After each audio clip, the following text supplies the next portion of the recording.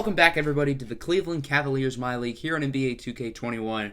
I know it's been over a week since episode 1, but I have been grinding my butt off on this episode. I don't think I've spent more time on a video than this one, so I've really worked hard on it, and I really hope you enjoy it. Today we have the 2020 NBA Draft. Although 2K will not let you start in the offseason, we will be starting in the 2020 offseason anyway. Our Cavs own the 5th pick in this year's draft. And based on what the team needs, I think probably a wing or a big is probably what the Cavs will select. So without further ado, welcome to the Barclays Center here in Brooklyn, New York, the home of this year's 2020 NBA Draft, where we get to see all of these young players who have been hyped up for years. Anthony Edwards, LaMelo Ball, all of them get drafted tonight. So let me introduce you to your commissioner, Octi. Welcome, everybody, to the 2020 NBA Draft. This is a night that these young men have worked hard for their entire lives, and their dreams will finally become a reality. After years and years of hard work and dedication, these guys get their moment. With that being said, the Minnesota Timberwolves are now on the clock. With the first pick of the 2020 NBA Draft, the Minnesota Timberwolves select Anthony Edwards from the University of Georgia. Anthony Edwards here at the top pick, I think, is the right choice for Minnesota. At 6'5", 225 with a 6'9" wingspan, Edwards has an NBA-level body here on day one. He's a phenomenal scorer, averaging a little bit over 19 points per game as a freshman at Georgia.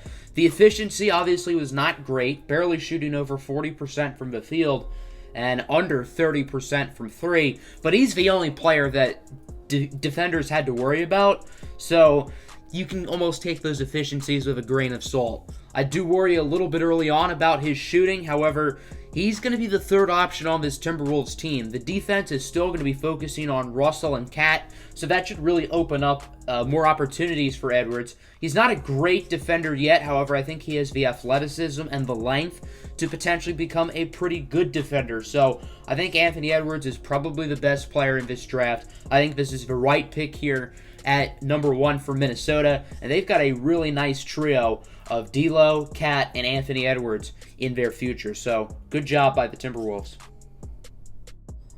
With the second pick of the 2020 NBA Draft, the Golden State Warriors select James Wiseman from the University of Memphis. The Golden State Warriors have only missed one thing throughout their championship runs these past 5 years, and that's a dominant center. Well, now they get that here with James Wiseman. Wiseman only played 3 games this year at Memphis. However, there is a lot to like about him. At 7'1", 237, with a 7'6" wingspan, James has elite length at the center position. He's going to be a monster defensively. It's going to be hard to score on him inside right away, and because of that, he has phenomenal defensive value for this Golden State team. Offensively, there's a lot to like as well. In the 3 games he played, he averaged around 20 points per contest, making 77% of his shots. He's not much of an outside shooter. He only attempted 1 3 this year at Memphis, which did not go in.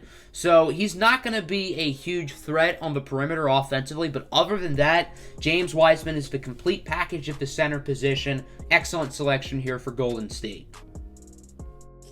With the third pick of the 2020 NBA Draft, the Charlotte Hornets select LaMelo Ball from Chino, California. He last played for the Illawarra Hawks of the NBL. I don't think there is a player in this draft who has a higher ceiling than LaMelo Ball, and I think this is a really solid pick for Charlotte. If you look at the basketball player, obviously, LaMelo is a big name. He has a lot of hype around him. Will he live up to that hype? That's a huge question, but there's a lot to like.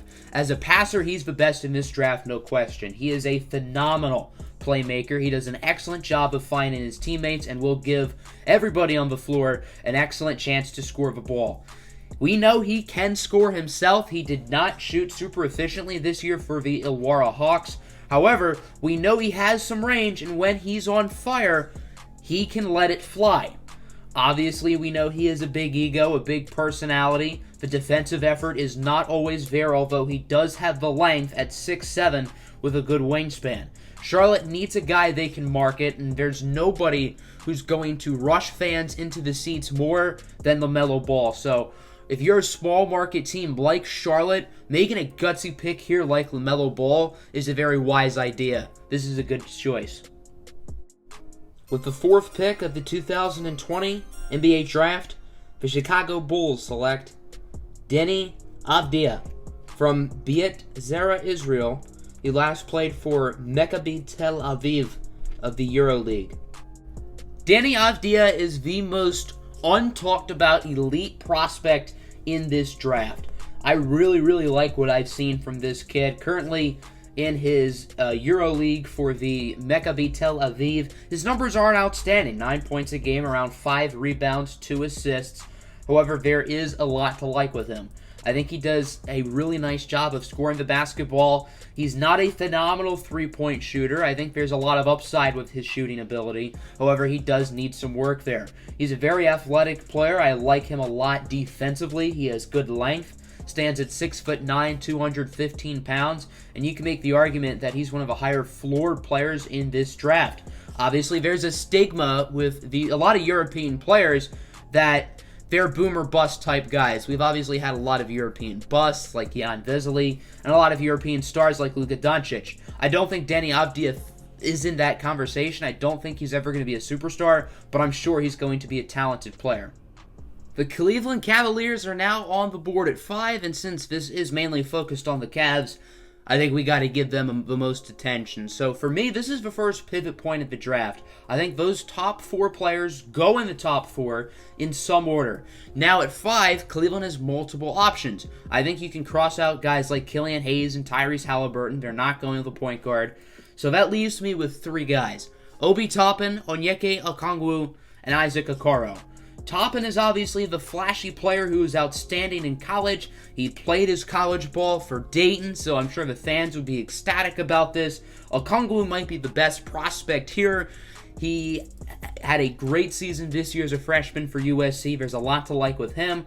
And I think Isaac Okoro has the highest ceiling of any player left on the board left. So I think it's going to be one of these 3 guys to Cleveland. But which one is the question? With the 5th pick of the 2020 NBA Draft, the Cleveland Cavaliers select Obi Toppin from Dayton University. Well, there you go, folks. It's Obi Toppin going to the Cleveland Cavaliers. So Toppin is going to stay local and join the Cavs. I think this is a really interesting pick. He could be groomed as the potential Kevin Love replacement. Toppin was probably the best player in college basketball this past season for Dayton, who was one of the favorites to potentially win the national championship had there been an NCAA tournament. Toppin is coming off his sophomore season, although he is already 22 years old, so he's one of the older prospects in this draft, but he scored the ball really well last year, around 20 points per game on really good shooting, not only from the field, but from 3 as well. He's a very athletic player. He's a fun player to watch. And I think this is going to be an easy player to root for in the NBA. He's an efficient scorer who plays tough defense. You love seeing him with these fast break dunks. Look at him right there. So I think Obi Toppin is one of the most fun players to watch in this draft. And I think this is a really solid pick for the Cleveland Cavaliers. With the 6th pick of the 2020 NBA Draft, the Atlanta Hawks select Tyrese Haliburton from Iowa State University.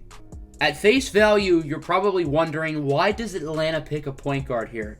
But I actually really like the fit of Tyrese Haliburton with the Hawks. Atlanta has a ton of guys who can score the basketball. Trae Young, Kevin Huerter, Cam Reddish, DeAndre Hunter, who have all been drafted within the past 2 years. But I think what this Atlanta team is missing is a glue guy who can do the dirty work. Tyrese Haliburton can get his buckets, but he's not known as a scorer. This is a guy who can pass the ball. He plays big, averaged around 6 rebounds a game.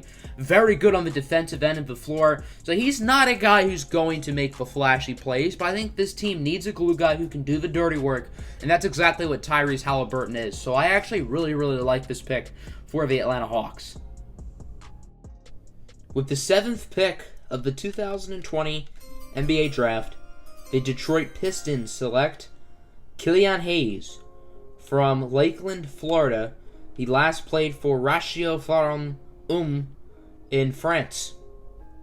Killian Hayes, the Frenchman, is going to the Detroit Pistons. I think this is the smart pick for Detroit. They need a point guard really, really bad, a guy who can facilitate their offense, and that's exactly what Killian Hayes can do. Hayes is a raw prospect, but there's a lot to like with him. This is a guy who is great on the offensive end of the floor. He's a phenomenal playmaker. He does a great job of finding his teammates, and he can get his buckets. He's a solid scorer. He's not great, but he shoots with decent efficiency. He can create his own shot pretty well. Solid from three at the moment. Now, he does need to improve on his outside shot a little bit, but other than that, I think this is the perfect pick for Detroit. With the 8th pick of the 2020 NBA Draft, the New York Knicks select Devin Vassell from Florida State University. Not a flashy pick here for the Knicks, but I think Devin Vassell is a really intriguing prospect. Day one, he's going to be one of the better perimeter defenders in the NBA. This is a guy who can guard numerous positions and really plays well on that end of the floor. Offensively, there's a lot to like. He averaged around 13 points per game this year as a sophomore, and he's really young for a sophomore. He just turned 20 a couple of weeks ago, so he's essentially the age of most freshmen, but with an extra year of college experience. He can shoot the three ball pretty well, averaging around 41.5% on decent volume. He shot nearly 50% from the field as well, so really solid pick for the Knicks. I don't think Vassell will ever be an all-star, but he's going to be a really, really good starter. With the 9th pick of the 2020 NBA Draft, the Washington Wizards select Onyeka Okongwu from the University of Southern California. Excellent value here with the 9th pick for the Washington Wizards, nabbing the USC center Onyeka Okongwu. The Wizards need size. They're obviously led by guards Bradley Beal and John Wall. They don't have a great front court. They do have some young players in there, Rui Hachimura, who had a really solid rookie year, Thomas Bryant, Davis Bertans, who is a free agent this offseason. However, I think they need that guy in the middle, and I think that's Onyeka Okongwu. He's not super tall at 6'9", however, he does a lot of things really well. He's obviously driven a lot of comparisons to Bam Adebayo, and I think he needs a little bit of time to develop, but I think you are getting a player similar to Bam, so I think this is a really, really good choice here for the Wizards. With the 10th pick of the 2020 NBA Draft, the Phoenix Suns select Isaac Okoro from Auburn University. Isaac Okoro is one of the most interesting prospects in this draft. Defensively, he is outstanding. The Suns are getting probably the best perimeter defender, or arguably the best defender in general in this year's draft class. Okoro is very athletic. Offensively, he has some work to do. He's not a phenomenal scorer. I don't think he's going to average more than 11 points per game this year, and I think if he reaches his ceiling, maybe 18 to 20, depending on the players around him. But I think defensively, you're getting a guy who has the chance to be an all-NBA defender within the next 2 years. Okoro has a very high ceiling. He does have a low floor, but if you can develop him into what he can be, this is a top 5 player, maybe even top 3 player in this draft class. So very interesting choice here for the Phoenix Suns. With the 11th pick of the 2020 NBA Draft, the San Antonio Spurs select Patrick Williams from Florida State University. I think this is a really intriguing fit of Patrick Williams going to the San Antonio Spurs. The Spurs have a long history of developing players, and I think Williams could be that next guy in line. Patrick is quite raw at this moment, but I think if there's any team who can develop him, it's the San Antonio Spurs. Williams is going to be a very good defender in the NBA. He has a lot of length. He's a big guy, and I think he can defend fairly well on the perimeter and inside with his versatility. The offensive game needs work, but I think he has a lot of potential as a scorer. And I think although he's not a great distance shooter right now, I think if the Spurs develop him, I think he could be a pretty good outside shooter. So a guy with a very low floor but a really high ceiling. As I said, if there's any team who's going to develop Williams, it's the San Antonio Spurs. Really intrigued to see what he can do. With the 12th pick of the 2020 NBA Draft, the Sacramento Kings select Aaron Nesmith from Vanderbilt University. You want to know a wild fact about Aaron Nesmith? If you haven't been following the NBA Draft, you might not know this, but in the 14 games he played, he shot over 50% from 3. And this isn't like he's taking 2 threes a game. No. He is shooting 8 threes a game, and he's made over 50% of them. The best perimeter shooter in this draft, without question. This is a guy who's going to space the floor. He's going to give opportunities to everybody on this Kings offense, and obviously he's going to make his shots as well. He averaged 23 points per game as a sophomore for Vanderbilt this year, and is a guy I really, really like. Excellent pick for the Kings. He needs to work on his defensive game, but offensively, he's a monster. With the 13th pick of the 2020 NBA Draft, the New Orleans Pelicans select Saddiq Bey from Villanova University. There are a lot of highly productive sophomores in this draft, and Saddiq Bey is no different, going to the New Orleans Pelicans. He's not quite the shooter that Aaron Nesmith is, but hey, 45% from 3, that's not too shabby. Bey is a guy who can score the basketball really well, averages around 16 points a game. He's very versatile. He can guard 2s, 3s, and 4s on the perimeter. He as well needs to work on his defensive game, but he has good length and size, and I think he'll be able to develop that. So a really solid pick for the Pelicans, who are really building a good young core. I think getting a high-floored player like Saddiq Bey makes a ton of sense when you already have some superstars on your roster. So good pick here for the Pelicans. With the 14th pick of the 2020 NBA Draft, the Boston Celtics select Aleksej Pokusevski from Belgrade, Serbia. He last played for Olympiakos B in Greece. I know I mentioned earlier that there's a stigma with European prospects being boom or bust, and that DENI AVDIJA did not fit that stigma. Well, Aleksej Pokusevski does.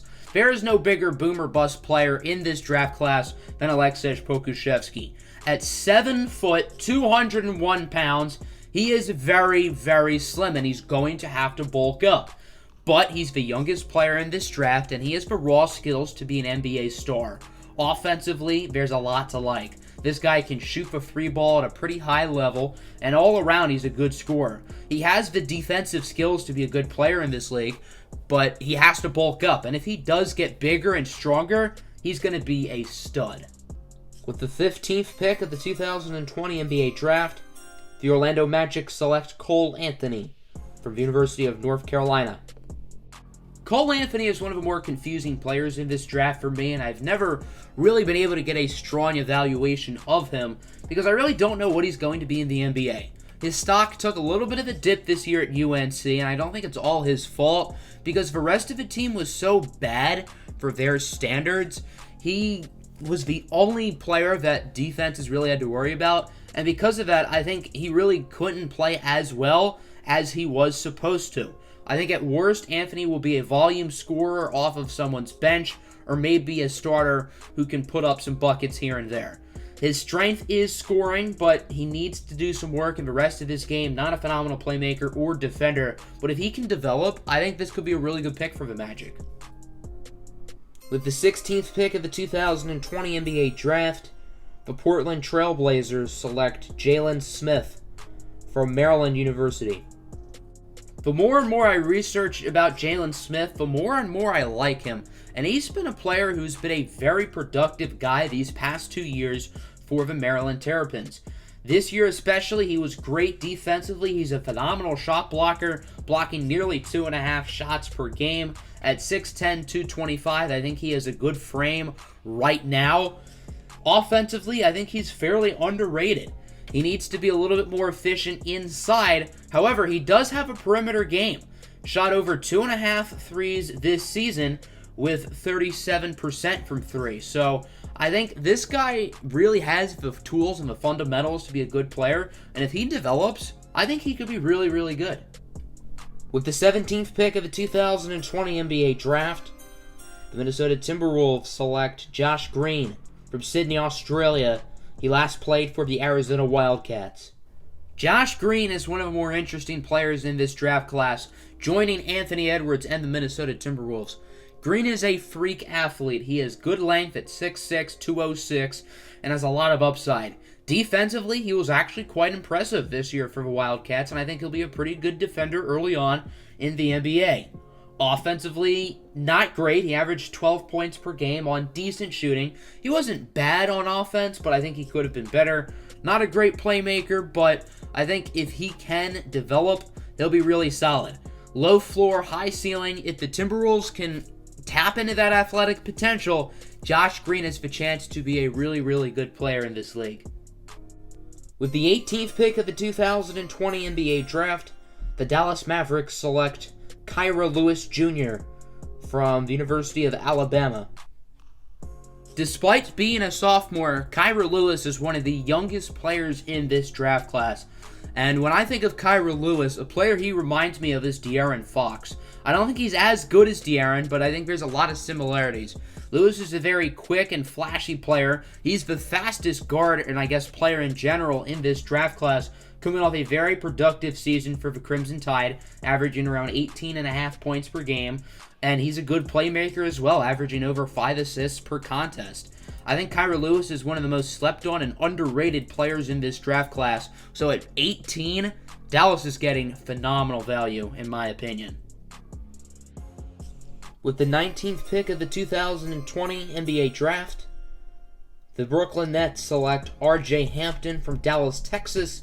He last played for the New Zealand Breakers of the National Basketball League. R.J. Hampton is another prospect in this draft that I've had trouble evaluating because I find him a pretty confusing player. He played this year for the New Zealand Breakers in the NBL, and he's a player who has a lot of upside, but I think he has a lot of work to do. Averaged around 9 points per game this season on not super efficient shooting. Obviously, he did play professionally, which I think does get him some good experience early. He has a lot of athletic gifts, but I think he needs to tap into that athleticism if he wants to be a very good player. I think there is a chance that he could turn into a star, so very curious to see what he does in his career. With the 20th pick of the 2020 NBA Draft, the Miami Heat select Paul Reed from the University of DePaul.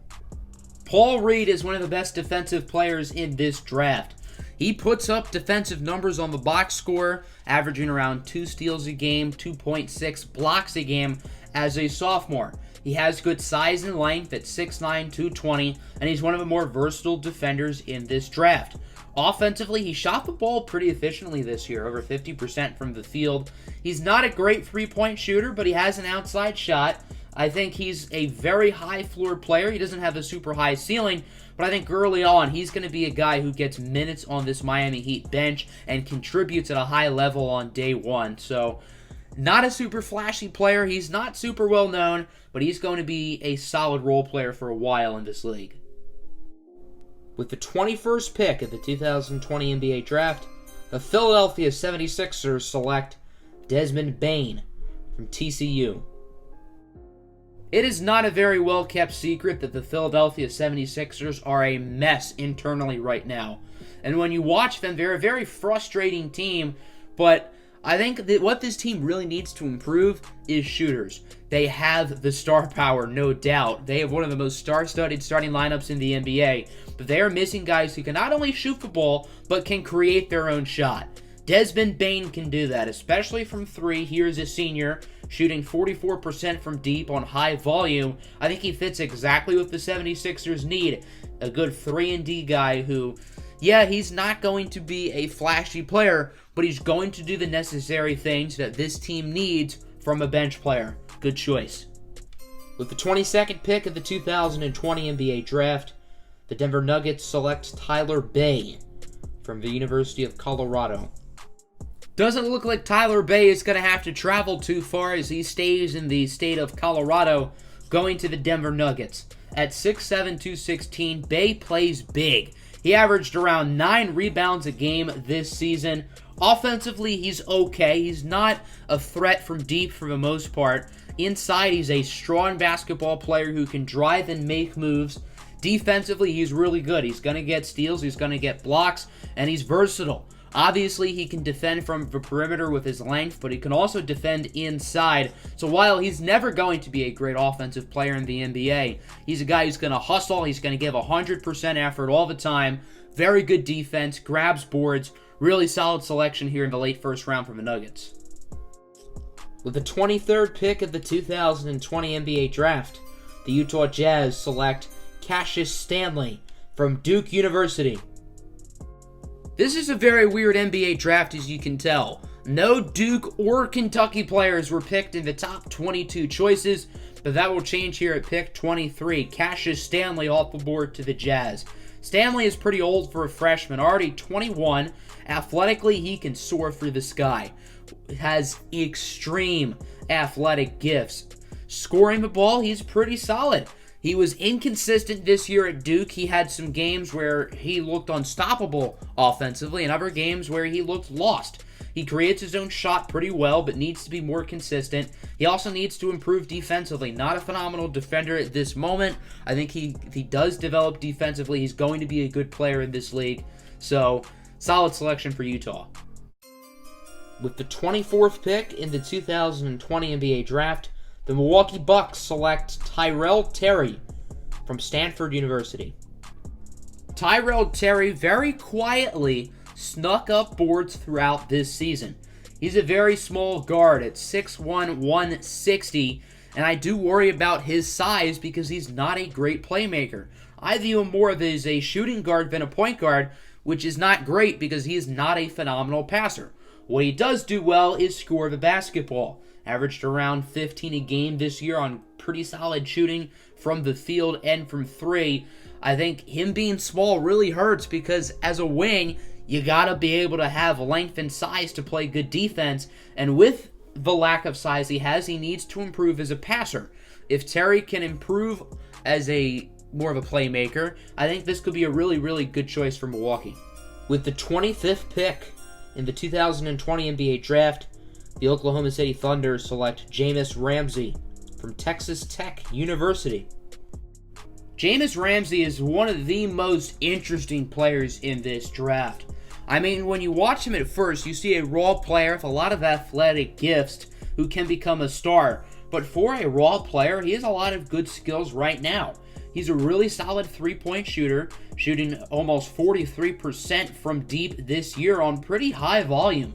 Over 5.5 threes a game, and I think with his athletic upside and his shooting ability, I think JAHMI'US Ramsey looks like a really, really enticing prospect. Needs to improve a little bit defensively, but he has the length to be a really solid defender, so I think this is really solid value with the 25th pick for the Oklahoma City Thunder, who have had one of, if not the best rebuilds in recent memory, so they're doing an awesome job of collecting talent.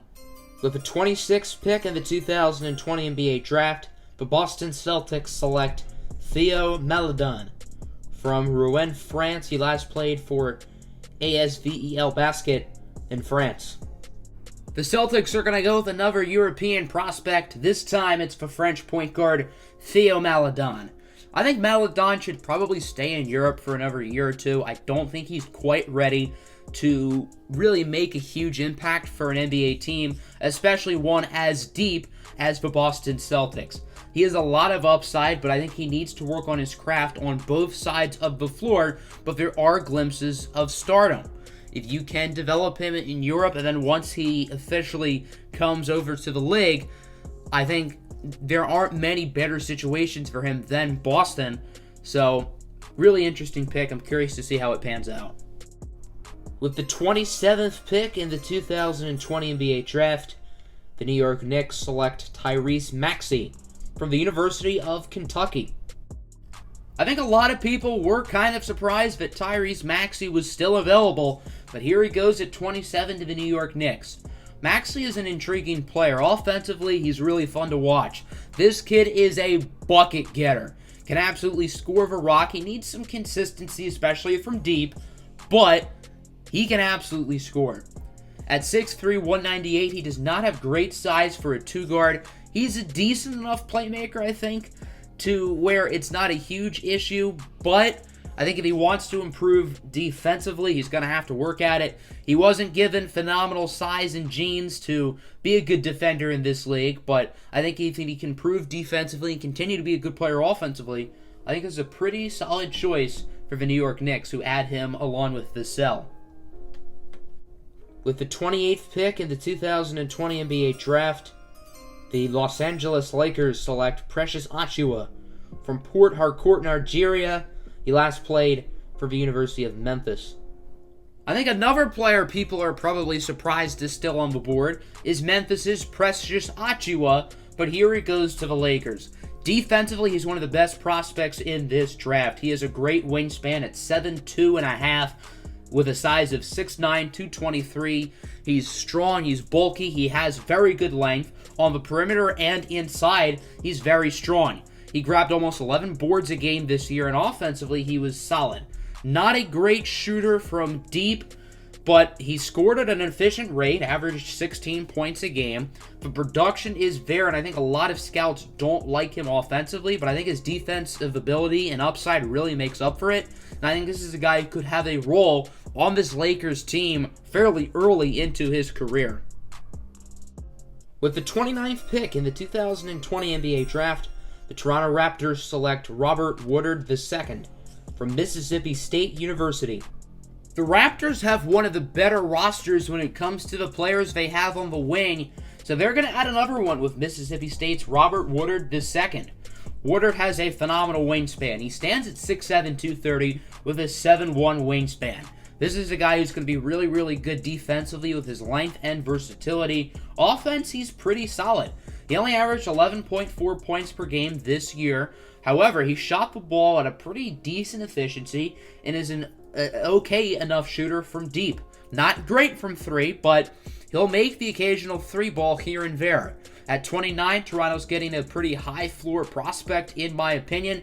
If he can develop a little bit more offensively, then this is going to be an absolute steal for the Toronto Raptors. So really solid selection by them, adding Robert Woodard to already a team that is great along the wing positions. And with the 30th pick in the 2020 NBA Draft, the Boston Celtics select Jaden McDaniels from the University of Washington. That'll conclude the first round of the NBA Draft. Thank you all for coming through. The Celtics had 3 first-round picks this year, and they came away with arguably the 3 biggest boomer-bust players in this draft. I think Boston is hoping that one of these guys really pans out into a star, assuming the other 2 probably don't. This choice is Washington's Jaden McDaniels, rounding out the first round. McDaniels has a lot of length at 6'10", 184. His wingspan is only 6'11.5", and I say only subjectively. I think we'd all love to have nearly a 7-foot wingspan. But for a guy who's 6'10", you would like to see that a little bit higher. Nonetheless, he scored the ball decently last year. The efficiency wasn't great, but, I mean, he's a guy who has a lot of upside offensively. Defensively as well, there's a lot of upside with him. He showed a ton of flashes last year at Washington, but he's going to need to develop for a few years, and I don't think he's going to make a huge impact day one on this Celtics team. So here's a look at the full first round of the 2020 NBA Draft. Although this is dubbed as one of the weaker draft classes, I think there are a lot of really, really good players in this draft. Let's look at 2013 real quick. That draft on paper looked weak too. And yeah, the top 10 was not great for the most part. However, as you look throughout that first round, there are a lot of good players. So I think a lot of these guys can develop. And then let's take a look at the full second round here. The Cavs do not own a second round pick for what it's worth. And I don't think you want to see me going in depth about every second round pick. Some selections I like include Trey Jones to the Sixers at 34. He's a good glue guy for them who I think could be nice off their bench. One of the best value picks in this entire draft is Devon Dotson to the Wizards at 37. Super productive year at Kansas. I think he belongs in round 1. And there are a lot of really interesting picks. A lot of super high production players. You got guys like Cassius Winston, Marcus Howard, and Peyton Pritchard all going in this draft. Got some players with some really high ceilings like Khalil Whitney, Zeke Niaji, and others. So really interesting second round. I hope you all enjoyed this 2020 NBA Draft. I spent a ton of time on this video, and I hope it turned out well. Make sure to leave a like and subscribe. Next episode will be free agency. I'm out. Peace.